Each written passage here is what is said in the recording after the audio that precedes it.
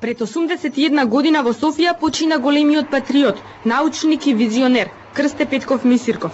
Денеска во чест на овој великан на плоштадот Пела, во центарот на Скопје, пред единствениот споменик во земјава на Мисирков, во организација на Фондацијата Рамковски, делегација од Собранието на Македонија, Општина Центар, Македонската академија на науките и уметностите, политичките партии, Институтот за македонски јазик, Друштвото на писатели и семејството му одадоа почит на големиот темелник на современата македонска држава.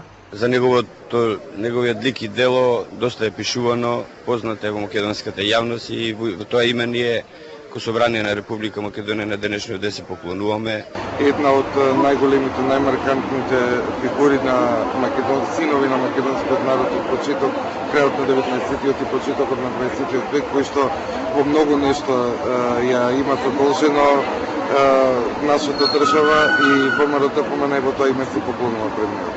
И добре што вакви работи се случуваат за да ги одбележуваме во сите можни моменти и него и неговите дела, бидејќи на тој начин најдобро ќе го одбраниме од нападите кои што за жал се уште постојат и од надворно и од внатре. Ова е 81 година од неговата смрт и секогаш ќе го паметиме. Мисирков е татко на нацијата и ние сите денес му се поклонуваме.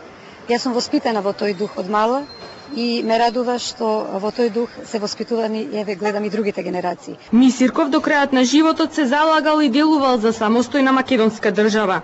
Ова достојна почит кон епохалното значајно дело на Крсте Петков Мисирков е израз на самосвеста на македонскиот народ кон еден од светилниците на македонската национална мисла и основоположник на современиот македонски литературен јазик.